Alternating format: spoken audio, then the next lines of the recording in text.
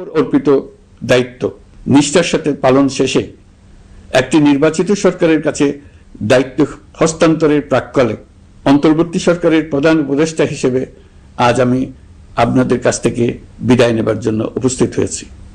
আজ বিদায়ের দিনে 5ই আগস্টের কথা স্মরণ করে আপনাদের কিছু কথা বলব। কি মহা মুক্তির দিন ছিল সেদিনটি, সে কি আনন্দের দিন। বাংলাদেশিরা দেশে বিদেশে যে যেখানে ছিল আনন্দে চোখের পানি ফেলেছিল। দৈত্যের গ্রাস থেকে তরুণ ছাত্রছাত্রীরা দেশকে বের করে এনেছে, দেশ মুক্ত হয়েছে। কিন্তু দেশ সম্পূর্ণ অচল। এই অচল দেশটিকে কিভাবে সচল করা যাবে সেটা ছিল সবার মনে।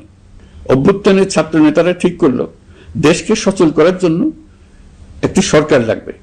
সরকার গঠন ও চালাবার জন্য তারা আমাকে খবর দিল।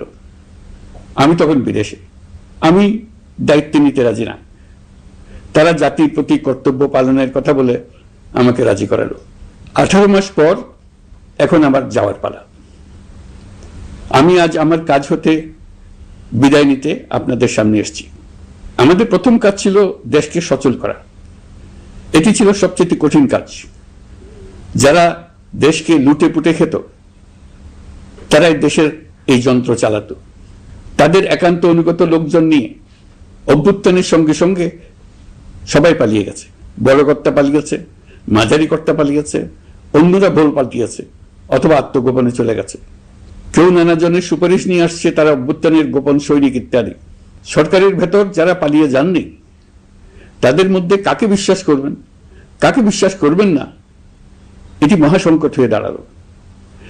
যতই মৃতদেহের অঙ্গ প্রত্যঙ্গবিহীন দেহের সন্ধান আসছিল ততই তারা চিহ্নিত হচ্ছিল। সেই থেকে 18 মাস চলে গেছে। অবশেষে 12ই ফেব্রুয়ারি আসলো। 1.5 যুগ পরে দেশে একটি জাতীয় নির্বাচন এবং ব্যাপক সাংবিধানিক পরিবর্তনের জন্য সর্বসম্মত জুলাই সনদের উপর গণভোট অনুষ্ঠান হলো। এই নির্বাচনে উৎসব মুখর পরিবেশ, দেশের সর্বত্র একটা ঈদের পরিবেশ ছিল যা আমাদের ইতিহাসে স্মরণীয় হয়ে থাকবে। এই প্রতিদ্বন্দ্বিতামূলক নির্বাচনে যারা জয়ী হয়েছেন তাদের আমি অভিনন্দন জানাচ্ছি। যারা পরাজিত হয়েছেন তাদেরকেও আমি অভিনন্দন জানাচ্ছি। হার জিতই হলো গণতন্ত্রের সৌন্দর্য। যারা জয়ী হয়েছেন তারা মোট ভোটের প্রায় অর্ধেক পেয়েছেন। যারা জয়ী হতে পারেননি তারাও মোট ভোটের অর্ধেক পেয়েছেন। যারা জয়ী হতে পারেননি তারা এই জেনে আশ্বস্ত হবেন যে প্রায় অর্ধেক ভোটার আপনাদের উপর আস্থা রেখেছে। আগামী দিন নতুন সরকার দায়িত্ব গ্রহণ করবে। এর মাধ্যমে আমাদের 18 মাসের দায়িত্বের সমাপ্তি হবে। 24শে জুলাই মাসে বাংলাদেশের মানুষ এক অভূতপূর্ব অভ্যুত্থানের মধ্য দিয়ে তাদের মুক্তি, আকাঙ্ক্ষা ও মর্যাদার দাবি উচ্চারণ করেছিল। সেই সময় দেশ একটি গভীর রাজনৈতিক, অর্থনৈতিক, প্রাতিষ্ঠানিক ও মানবিক সংকটে নিপতিত ছিল। রাষ্ট্রযন্ত্রের উপর মানুষ আস্থা হারিয়ে ফেলেছিল। গণতন্ত্র হয়েছিল ধূলিসাৎ, ভবিষ্যৎ ছিল অনিশ্চিত। ঠিক সেই সংকটময় সময়ে আমাকে আহ্বান জানানো হয়েছিল একটি লক্ষ্য সামনে রেখে বাংলাদেশকে আবার স্বাভাবিক জীবনে ফেরানোর জন্য 3টি দায়িত্ব দেওয়া হয়েছিল: সংস্কার, বিচার এবং নির্বাচন। আমি ও আমার সহকর্মীরা সবাই আমরা সেই অঙ্গীকার রক্ষার চেষ্টা করে গেছি। কোথায় কতটুকু সাফল্য অর্জন করতে পেরেছি, কোথায় ব্যর্থ হয়েছি, সে বিচারের ভার আপনাদের উপর থাকলো। আমাদের প্রচেষ্টায় কোনো ঘাটতি ছিল না। আমরা মানবতা বিরোধী অপরাধ, দুর্নীতি ও অনিয়মের বিচার প্রক্রিয়াকে রাজনীতি ও প্রতিশোধের ঊর্ধ্বে রেখেছি। আমরা ভঙ্গুর প্রতিষ্ঠানগুলোর প্রশাসনিক, বাণিজ্যিক, আর্থিক সংস্কারে হাত দিয়েছি যাতে ভবিষ্যতে কোনো সরকার জনগণের ইচ্ছার বিরুদ্ধে নিজেকে স্থাপন করতে না পারে। আর সর্বোপরি আমরা একটি উৎসবমুখর, অবাধ, নিরপেক্ষ, শান্তিপূর্ণ, পরিচ্ছন্ন ও বিশ্বাসযোগ্য জাতীয় নির্বাচনের আয়োজন করেছি, যার মাধ্যমে জনগণ আবার তাদের ভোটাধিকার ফিরে পেয়েছে। এই নির্বাচন কেবল একটা ক্ষমতা হস্তান্তরের প্রক্রিয়া নয়, এটি বাংলাদেশের গণতান্ত্রিক ব্যবস্থার নতুন অভিযাত্রার সূচনা, নতুন বাংলাদেশের জন্ম। এই অর্জনের পেছনে যারা ছিলেন, জুলাইয়ে রাস্তায় নেমে আসা প্রতিবাদকারী তরুণ তরুণীরা, সেই সাহসী মানুষগুলো শহীদ ও আহতরা, তাদের প্রতি আমি গভীর শ্রদ্ধা ও কৃতজ্ঞতা জানাচ্ছি। তাদের অভূতপূর্ব ত্যাগ ছাড়া এই পরিবর্তন সম্ভব হতো না। এই প্রক্রিয়া সফল করতে দেশের আবালবৃদ্ধ বনিতা সকলেই সহযোগিতা করেছেন। প্রাতিষ্ঠানিক দিক থেকে দেশের রাজনৈতিক দলসমূহ, নির্বাচন কমিশন, সকল আইনশৃঙ্খলা বাহিনী, সশস্ত্র বাহিনী, সরকারি কর্মকর্তা কর্মচারী ও প্রশাসনের প্রতিটি স্তরের সদস্যরা আন্তরিক সহযোগিতা করেছেন। আপনাদের প্রতি আমার আন্তরিক কৃতজ্ঞতা রইল। আপনাদের ধৈর্য, পেশাদারিত্ব ও আস্থার উপর ভর করেই এই পথ চলা সম্ভব হয়েছে। প্রিয় দেশবাসী, 24-এর গণঅভ্যুত্থানের সময় দেয়ালে দেয়ালে তরুণরা যে নতুন বাংলাদেশের স্বপ্ন এঁকেছিল, তার কেন্দ্র ছিল প্রাতিষ্ঠানিক সংস্কার। সেই প্রত্যাশা বাস্তবায়নে অন্তর্বর্তী সরকার প্রায় 130টি নতুন আইন ও সংশোধনী প্রণয়ন করেছে এবং প্রায় 600টি নির্বাহী আদেশ জারি করেছে, যার প্রায় 84% ইতিমধ্যে বাস্তবায়িত হয়েছে। এই সংস্কার সমূহ নাগরিক অধিকারকে সংহত করেছে, বিচার ব্যবস্থাকে শক্তিশালী করেছে এবং গুম, খুন ও বিচার বহির্ভূত হত্যার সংস্কৃতি যেন আর কখনো ফিরে না আসে সেটা নিশ্চিত করেছে। আমরা দায়িত্ব গ্রহণের সময় দেশের আইন শৃঙ্খলা পরিস্থিতি ছিল অত্যন্ত ভঙ্গুর। থানাগুলো ছিল পুলিশ শূন্য, জনগণের মধ্যে আস্থার বদলে ভয় ও শঙ্কা তৈরি হয়েছিল। ধাপে ধাপে আমরা সেই অবস্থার পরিবর্তন ঘটিয়েছি। আজ পুলিশ আর মারণাস্ত্র ব্যবহার করে না, বেআইনিভাবে কাউকে তুলে নিয়ে যায় না, বন্দুক যুদ্ধের নামে হত্যা করে না, পুলিশ ও গোয়েন্দা বাহিনীর ভয়ে কাউকে ডিলিট বাটন চাপতে হয় না। জনবান্ধব ও জবাবদিহিমূলক বাহিনী হিসেবে গড়ে তোলার লক্ষ্যে পুলিশ কমিশন অধ্যাদেশ 2025 প্রণয়ন করা হয়েছে। বিচার বিভাগকে স্বাধীন ও শক্তিশালী করতে পৃথক সচিবালয় গঠন, বিচারক নিয়োগের স্বচ্ছ কাঠামো এবং দেওয়ানি ও ফৌজদারি আইনে যুগান্তকারী সংস্কার করা হয়েছে। সেপারেশন অব জুডিশিয়ারির জন্য মাজদার হোসেন মামলার রায় আমরা বাস্তবায়ন করে গেলাম। গুমকে মানবতার বিরুদ্ধে অপরাধ হিসেবে স্বীকৃতি দিয়ে আন্তর্জাতিক অপরাধ ট্রাইব্যুনাল আইন সংশোধন করা হয়েছে। বিচার প্রক্রিয়াকে স্বচ্ছ করতে রায় সরাসরি সম্প্রচারের সুযোগ, বিদেশি আইনজীবী নিয়োগ এবং অন্তর্বর্তী আপিলের বিধান যুক্ত করা হয়েছে। বাংলাদেশ যেন আর কখনো মানবাধিকারহীন রাষ্ট্রে পরিণত না হয় সেই লক্ষ্যে জাতীয় মানবাধিকার কমিশন অধ্যাদেশ জারি করা হয়েছে এবং কমিশন গঠন করা হয়েছে। প্রিয় দেশবাসী, একটি সমাজ তখনই উন্নত হয় যখন তার নারীরা নিরাপদ, সম্মানিত ও সমান অধিকারপ্রাপ্ত। উন্নয়ন তখনই টেকসই হয় যখন নারীরা সিদ্ধান্ত গ্রহণে, অর্থনীতিতে, শিক্ষায় ও নেতৃত্বে সমানভাবে অংশ নিতে পারেন। যে নতুন বাংলাদেশের স্বপ্ন আমরা দেখছি, নারীদের অগ্রযাত্রা ছাড়া তা গড়ে তোলা সম্ভব নয়। নারী ও শিশু সুরক্ষায় যৌন হয়রানি প্রতিরোধ অধ্যাদেশ, পারিবারিক সহিংসতা প্রতিরোধের অধ্যাদেশ এবং নারী ও শিশু নির্যাতন দমন আইন সংশোধন করা হয়েছে। নতুন এসব আইনের মাধ্যমে কর্মক্ষেত্রে ও শিক্ষা প্রতিষ্ঠানে নারীদের হয়রানি প্রতিরোধ ও সুরক্ষা আবার নিশ্চিত করার পথ সুগম করা হয়েছে।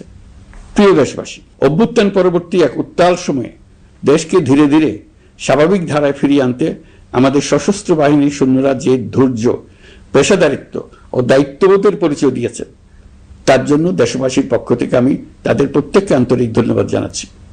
একই সঙ্গে বিশেষভাবে উল্লেখ করতে চাই, যখনই কোনো সংকটময় পরিস্থিতির উদ্ভব হয়েছে, তখনই দেশের রাজনৈতিক নেতৃত্ব আমাদের আহ্বানে তাৎক্ষণিকভাবে সাড়া দিয়েছেন এবং সহযোগিতার হাত বাড়িয়ে দিয়েছেন। এই পারস্পরিক দায়িত্ববোধ ও সংযমই দেশকে অস্থিরতার পথ থেকে স্থিতিশীলতার দিকে এগিয়ে নিতে সহায়ক হয়েছে। স্বৈরাচারের 16 বছরে এই দেশের রাজনৈতিক নেতাকর্মীরা যে ভয়াবহ নিপীড়ন, মামলা, হামলা, গুম ও হত্যার শিকার হয়েছেন, তা আমাদের জাতির জন্য এক গভীর বেদনাদায়ক শিক্ষা। এই অভিজ্ঞতা আমাদের স্মরণ করিয়ে দেয়, যাতে ভবিষ্যতে আর কখনো কোনো জালেম মাথাচাড়া দিয়ে উঠতে না পারে, যেন আর কখনো ফেসিবাদ প্রতিষ্ঠিত না হয়, শত শত আয়নাঘর সৃষ্টি না হয়, বিচার বহির্ভূত হত্যা ফিরে না আসে। সেই জন্য কেবল রাজনৈতিক অঙ্গীকারই যথেষ্ট নয়, প্রয়োজন ন্যায় বিচার নিশ্চিত করার লক্ষ্যে বিচার ব্যবস্থা ও রাষ্ট্রীয় কাঠামোর মৌলিক ও গভীর সংস্কার। এই উপলব্ধি থেকেই অন্তর্বর্তী সরকার তার সংস্কার কর্মসূচিকে সর্বোচ্চ অগ্রাধিকার দিয়েছে।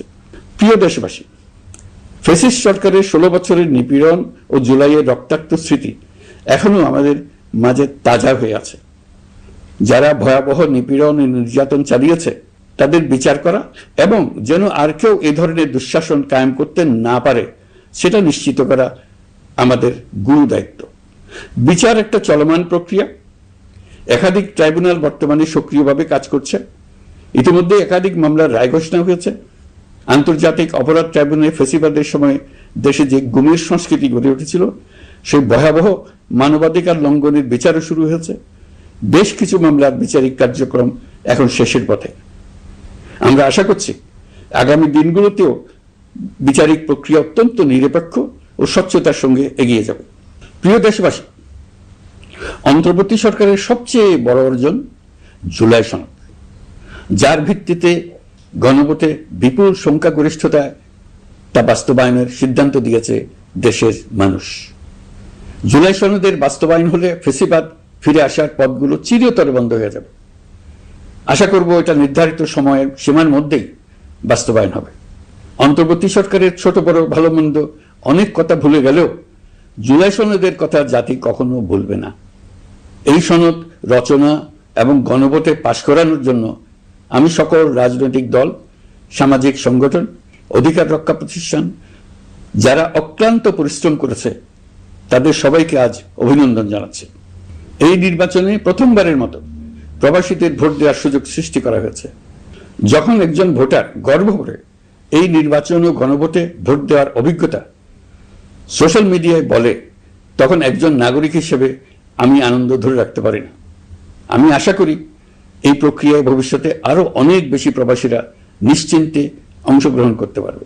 প্রিয় দেশবাসী, আমরা দায়িত্ব গ্রহণের সময় অর্থনীতি ছিল বিপর্যস্ত, ব্যাংকিং ব্যবস্থা ভেঙে পড়েছিল, অর্থ পাচার ছিল লাগামহীন।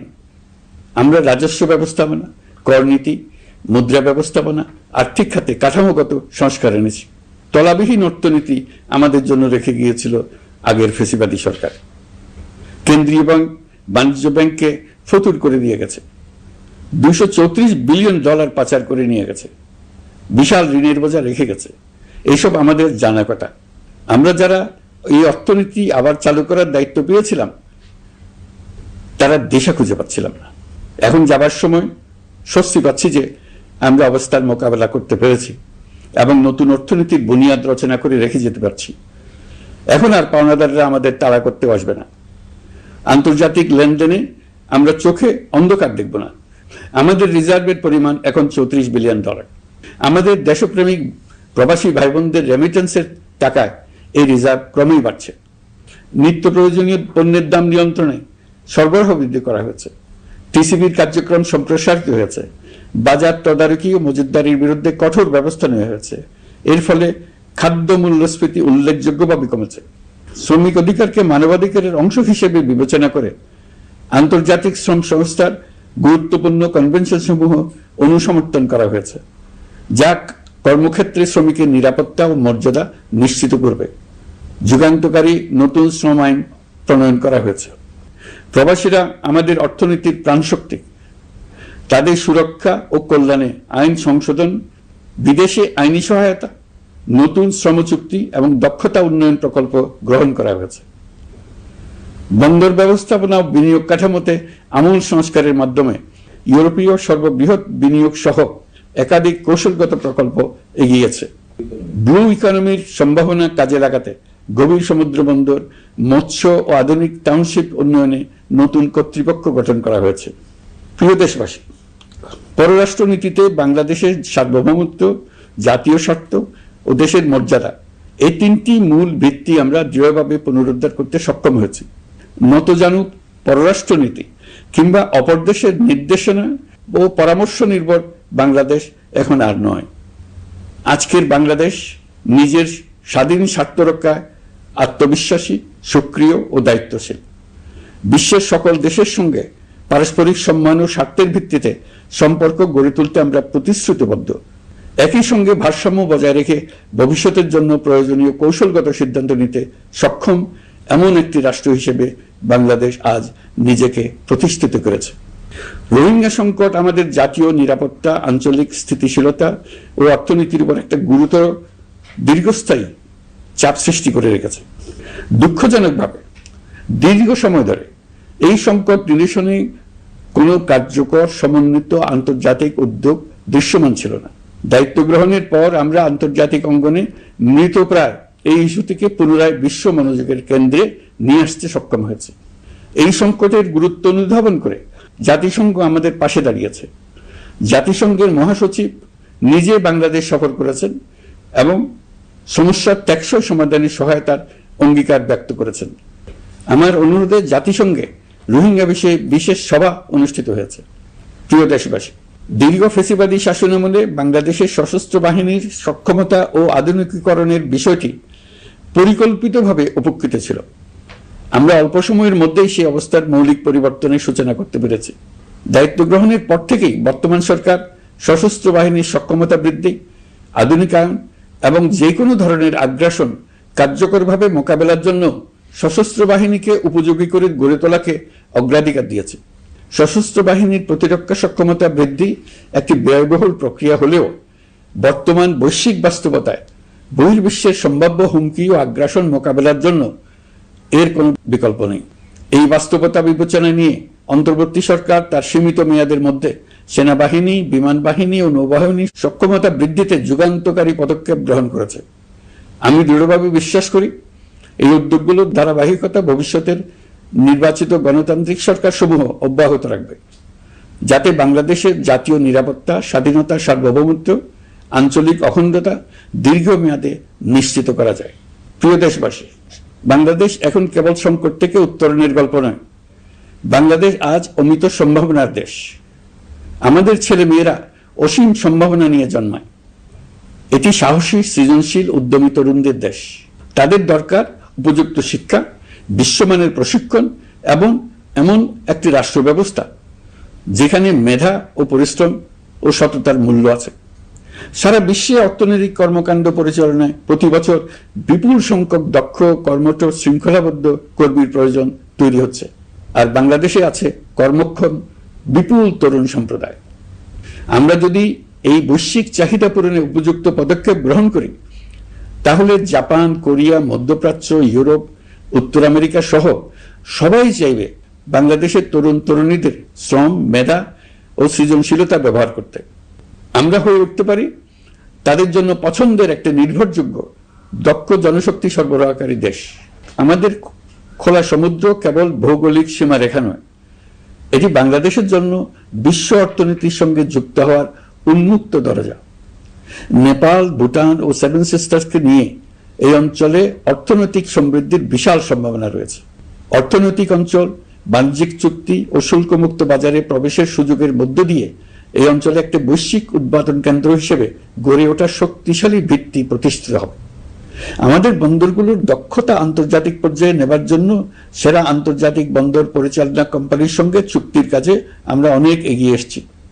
এর দক্ষতা বাড়াতে না পারলে আমরা অর্থনৈতিক অর্জনে পিছিয়ে যাব। প্রিয় দেশবাসী, সম্প্রতি বাংলাদেশের সঙ্গে যুক্তরাষ্ট্রের একটি গুরুত্বপূর্ণ দ্বিপাক্ষিক বাণিজ্য শুল্ক চুক্তি সম্পন্ন হয়েছে।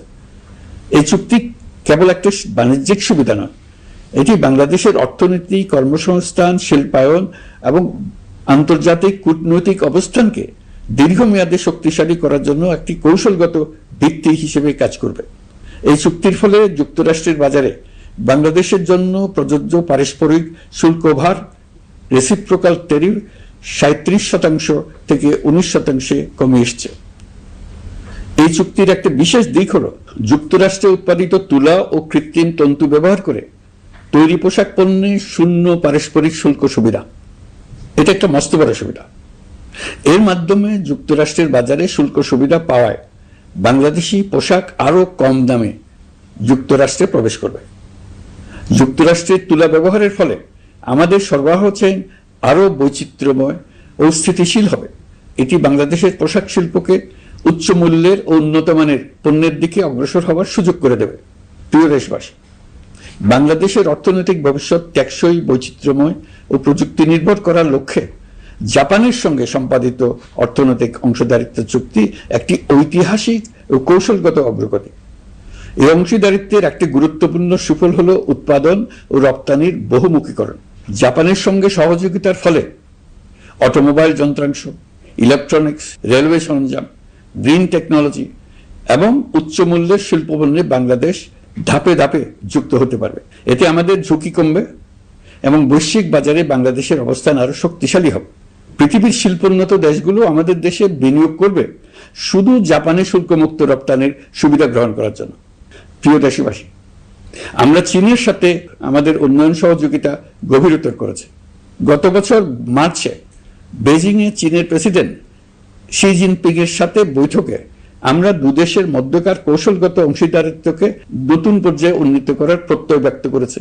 ইতিমধ্যে তিস্তা নদীর সামগ্রিক ব্যবস্থাপনা ও পুনর্বাসন প্রকল্পের বিষয়ে উল্লেখযোগ্য অগ্রগতি হয়েছে। নীলফামারীতে 1000 শয্যার একটি আন্তর্জাতিক মানের হাসপাতাল তৈরিতে দুদেশ একমত হয়েছে। এই কাজটি আমরা এগিয়ে নিতে পেরেছি। আমরা এমন একটি বাংলাদেশ গড়ে তুলতে চাই যে বাংলাদেশ শুধু স্বল্প মূল্যের শ্রমনির্ভর অর্থনীতি নয়, বরং দক্ষতা ও প্রযুক্তি ও মূল্য সংযোজন ভিত্তিক অর্থনীতিতে রূপান্তরিত হবে। তবে আমি স্পষ্টভাবে বলতে চাই, এই সম্ভাবনা বাস্তবে রূপ নিতে হলে 3টি বিষয়ের কোনো বিকল্প নেই: শিক্ষা, প্রশিক্ষণ এবং সততা। অতীতে রাষ্ট্রীয় ব্যবস্থাপনায় সীমাহীন দুর্নীতি, অসততা, অনিয়ম ও জালিয়াতিকে উৎসাহিত করা হয়েছিল। সেই সংস্কৃতি আমাদের পেছনে টেনে রেখেছিল, আমাদের বিশ্বাসযোগ্যতা ক্ষুণ্ণ করেছিল। নতুন বাংলাদেশকে সেই পথ থেকে সরে আসতে হবে। আমাদেরকে প্রতিজ্ঞাবদ্ধ হতে হবে নিয়ম মানায়, প্রতিশ্রুতি রক্ষা, মান বজায় রাখায়, রাষ্ট্রের প্রতিটি স্তরকে দুর্নীতিমুক্ত করায়, স্বচ্ছতা ও দায়বদ্ধতা নিশ্চিত করায়। প্রিয় দেশবাসী, আমরা শূন্য থেকে শুরু করিনি, শুরু করেছি মাইনাস থেকে। ধ্বংসস্তূপ পরিষ্কার করে প্রতিষ্ঠান দাঁড় করিয়ে তারপরে সংস্কারের পথ ধরেছে। আজ অন্তর্বর্তী সরকার বিদায় দিচ্ছে, কিন্তু গণতন্ত্র, জবাবদিহিতা, বাক স্বাধীনতা, অধিকার চর্চার যে ধারা শুরু হয়েছে তা যেন কখনো থেমে না যায়। আমরা রাষ্ট্রীয় দায়িত্ব ছেড়ে গেলেও নতুন বাংলাদেশ গড়ার সার্বিক দায়িত্ব আমার, আপনার, আমাদের সবার। আমাদের সকলের দায়িত্ব দেশকে সত্যিকারের গণতন্ত্র হিসেবে পরিস্ফুটিত করা। জুলাই গণঅভ্যুত্থান আমাদের জন্য এই দরজা খুলে দিয়েছে। আমরা যদি স্বপ্ন, আকাঙ্ক্ষা ও শক্তিকে বাঁচিয়ে রাখতে পারি, তবে বাংলাদেশের অগ্রযাত্রা কেউ থামাতে পারবে না। গণঅভ্যুত্থানে যারা প্রাণ দিয়েছে, শরীরের অঙ্গ হারিয়ে দুঃসহ জীবনযাপন করছে, যাদের লাশ পুড়িয়ে ফেলা হয়েছে, যাদের লাশ এখনো খুঁজে পাওয়া যাচ্ছে না, যারা অল্পের জন্য বেঁচে গেছে, তাদের সকলের আত্মত্যাগকে এই জাতি যেন কোনোদিন ভুলে না যায়। প্রতিটি রাষ্ট্রীয় সিদ্ধান্ত গ্রহণে আমরা যেন তাদের ছবি মনে রেখে সিদ্ধান্ত নিই। আমাদের পরবর্তী প্রজন্মকে ক্ষমতাবানদের কিভাবে নিয়ন্ত্রণে রাখতে হয় সেই শিক্ষাটি যেন দিয়ে যেতে পারে। ক্ষমতাবানদের ক্ষমতা মানুষকে কিরকম মনুষ্যত্বহীন করে তুলতে পারে সেটা জাতির ইতিহাসে ধরে রাখার জন্য আমরা পলাতক প্রধানমন্ত্রীর বাসস্থান গণভবনকে জাতীয় জুলাই স্মৃতি জাদুঘর হিসেবে প্রতিষ্ঠিত করে রেখে যাচ্ছি। এখানে আপনাদের স্মৃতির বাস্তব নমুনা সংরক্ষণ করে রাখা হয়েছে। জাদুঘর যখন জনসাধারণের জন্য খুলে দেওয়া হবে, তখন আপনি যেখানেই থাকুন, দেশে থাকুন, বিদেশে থাকুন, আমি অনুরোধ করব আপনি সপরিবারে একবার এসে কিছুক্ষণ জাদুঘরে কাটিয়ে যাবেন। প্রিয় দেশবাসী, আসুন আমরা এমন একটি বাংলাদেশ করি যেখানে সম্ভাবনা সীমাহীন আর স্বপ্নের কোনো সীমানা নেই। গত 18 মাসে ক্রমান্বয়ে এদেশের মানুষের মধ্যে গণতন্ত্র, একটি কল্যাণমূলক শাসন ব্যবস্থা, বাক স্বাধীনতা, ক্ষমতাকে প্রশ্ন করতে পারা, সমালোচনা করতে পারা, জবাবদিহিতায় আনতে পারার যে চর্চা শুরু হলো, উৎসবমুখর পরিবেশে নির্বাচন আয়োজন করে জনগণের অধিকার নিশ্চিত হলো, এই ধারা যেন কোনো রকমেই হাতছাড়া হয়ে না যায়। আমি বিশ্বাস করি বাংলাদেশের আপামর জনসাধারণ এবং সকল রাজনৈতিক পক্ষ ইস্পাত কঠিন ঐক্যের মাধ্যমে এই ধারাকে আগামী দিনগুলোকে রক্ষা করবে, সমৃদ্ধ করবে। অধিকারের বিষয়, দেশের স্বাধীনতা, সার্বভৌমত্বের বিষয় পরবর্তী প্রজন্মের জন্য একটি সুন্দর বাংলাদেশ গড়ে তোলার প্রত্যয়ে দৃঢ় থাকতে হবে। দলমত, ধর্ম, বর্ণ, নারী পুরুষ নির্বিশেষে সবাইকে আহ্বান জানাই একটি ন্যায়ভিত্তিক মানবিক ও গণতান্ত্রিক বাংলাদেশ গড়ে তোলার সংগ্রাম অব্যাহত রাখতে। এই আহ্বান জানিয়েই আমি অত্যন্ত আশাবাদের সঙ্গে আজ আপনাদের কাছ থেকে বিদায় নিচ্ছি। দেশের শিশু, কিশোর কিশোরী, তরুণ তরুণী, ছাত্রছাত্রী, নারী পুরুষ, নবীন প্রবীণ, আমার দায়িত্ব থেকে বিদায় নেবার এই প্রাক্কালে আপনাদের সকলের প্রতি আন্তরিক ধন্যবাদ জানাচ্ছি। আমার জন্য দোয়া করবেন। মহান আল্লাহ আমাদের সকলের সহায় হন। আল্লাহ হাফেজ।